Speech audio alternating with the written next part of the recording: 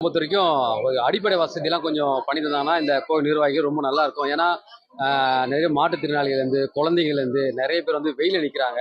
கிட்டத்தட்ட 2 கிலோமீட்டருக்கு மேலே வெயில் நிற்கிறாங்க. வயசானவங்கலேருந்து சுகர் பேஷண்ட் எல்லாம் நிற்கிறாங்க. ஸோ அவங்களுக்கும் வந்து பார்த்தீங்கன்னா கொஞ்சம் நிழல் இருக்க மாதிரி ஒரு தார் ஷீட்டோ நிறைய சிக்னலில் வந்துட்டு அந்த நெட் ஒன்று போடுவாங்க. ஸோ அந்த மாதிரி ஓரளவுக்கு அந்த வெயில் தெரியாத அளவுக்கு இப்போ நல்லா இருக்கும். அப்புறம் கழிப்பற வசதி, இது பாத்ரூம் வசதிலாம் கொஞ்சம் இவ்வளோ க்ரௌட் இருக்காங்க. லேடிஸ்லாம் திடீர்னு பாத்ரூம் வந்து எங்கே போவாங்க? அது ரொம்ப ரொம்ப கஷ்டமாக இருக்கும். அதனால் கழிப்பற வசதியை கொஞ்சம் இது பண்ணணும். அதுக்கப்புறம் கோயிலுக்கு என்ட்ரன்ஸில் கொஞ்சம் பார்த்தீங்கன்னா ரொம்ப மழை வந்துட்டு அங்கே நடக்க முடியாது. ஏன்னா இவ்வளோ க்ரௌடு வராங்கன்னும் போது இந்த வசதியும் பண்ணாங்கன்னா வரக்கூடிய மக்கள் என்ன பல ஊர்லேருந்துலாம் வராங்க. தமிழ்நாட்டில் இந்தியா லெவலில் இருக்க ஃபாரின்லேருந்து நிறைய பேர் வருவாங்க. அப்படி இருக்கும்போது எல்லா வசதியும் இங்கே பண்ணி கொடுத்தாங்கன்னா ரொம்ப சூப்பராக இருக்கும். அதேமாதிரி கோயிலில் வருங்க எல்லாருக்குமே வந்து பார்த்தீங்கன்னா நிறைய வந்துட்டு சைடில் அப்படிலாம் போகிறத விட்டுட்டு இன்னைக்கு பார்த்தீங்கன்னா எவ்வளோ க்ரௌட் இருந்தாலும் நிறைய பேர் கேட்டாங்க விஐ பாசத்துக்கு உள்ளே போகலாமான்னு. எனக்கு அப்படி கிடையாது. அந்த க்ரௌடோட சாமி வந்து வரிசையில் நின்று போனோம்.